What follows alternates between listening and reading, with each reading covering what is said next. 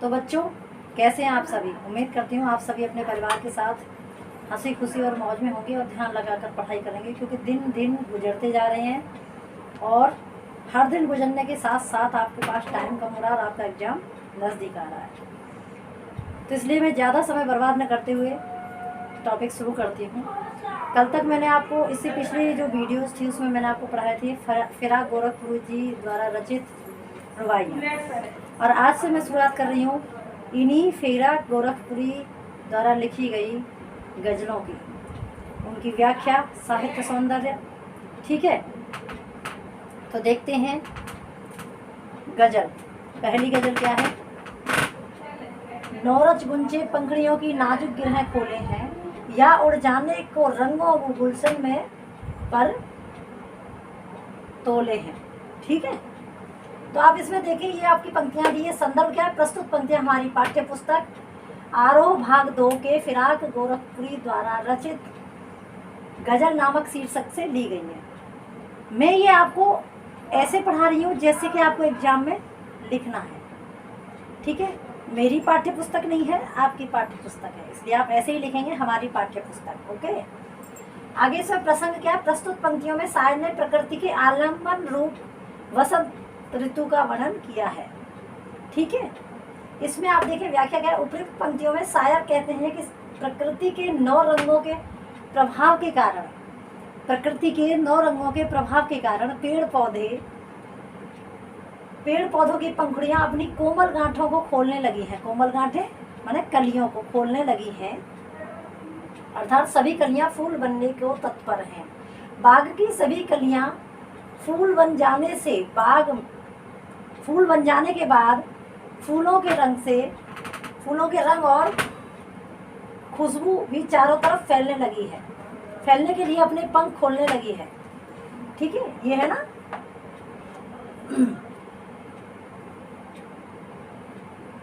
लोक प्रचलित बोली में, जैसे लोक भाषा होती है ना, मतलब क्षेत्र विशेष की बोली, जिसे बोली कहते हैं, उस बोली में बसंत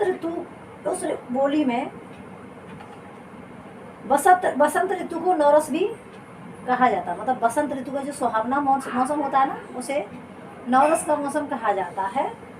इसीलिए ये जो बसंत ऋतु है, बसंत ऋतु के सुहावने मौसम को नौरस भी कहा जाता है। वही क्या है? इसलिए उपयुक्त पंक्तियों में बसंत ऋतु के आगमन को दर्शाया गया है।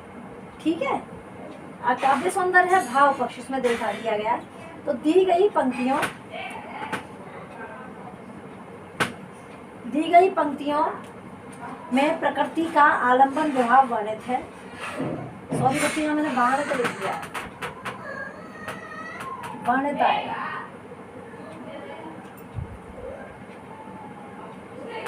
ठीक है, आलंबन विभाग वर्णित है। रंग और भू का मिश्रण अधिक रोचक है। तीसरा पॉइंट क्या है? कोमल भावनाओं को बड़े ही सहज रूप में वर्णित किया गया है। आगे है कला पक्ष। कला पक्ष में देखें, उर्दू के शब्दों की प्रधानता है। चूंकि फिराक जी उर्दू के शायर थे, इसलिए उर्दू शब्दों की भरमार है या प्रधानता है। ठीक है, या शब्द शायर के संशय को दर्शाता है। हम कहते हैं या तो ऐसा करो या ऐसा करो, तो या जो शब्द है ना, वो संशय या संदेह को दर्शाता है। पंक्तियों के अंत में तुकबंदी होने से गेयता का गुण आ गया है। गेयता माने इनको गाया भी जा सकता है। नौरस शब्द का अर्थ नया रस अथवा 9 रसों से बना लेने पर श्लेष अलंकार हो जाता है। तो ये आपकी पहली गजल है। इसका मैंने आपको व्याख्या बताई, साहित्य सौंदर्य बताया। बाकी का जो आगे की गजल है वो आगे की स्लाइड्स में, वीडियोज में डिस्कस करेंगे। आज के लिए इतना ही। आज मैं आपका ज़्यादा वक्त नहीं लूँगी। आप ध्यान से पढ़ें, समझें और अपनी एग्ज़ाम की तैयारी मन लगा करके करें। अपना और अपने पेरेंट्स का ख्याल रखें और मेहनत से पढ़ें, क्योंकि आपके पेरेंट्स सिर्फ़ और सिर्फ आपसे पढ़ाई चाहते हैं, आपका भविष्य बनता हुआ देखना चाहते हैं। आप अपने पेरेंट्स को अगर कुछ दे सकते हैं तो वो अच्छे से पढ़ करके एक अच्छे रिजल्ट वो तैयार करके उनको खुशी दे सकते हैं, दुनिया की सबसे अमूल्य खुशी। तो बच्चों, अपने पेरेंट्स की तरफ ध्यान देते हुए अच्छे से ध्यान से मन लगा करके पढ़ें। ओके, आज के लिए बस इतना ही। बाय बाय बच्चों, जय हिंद।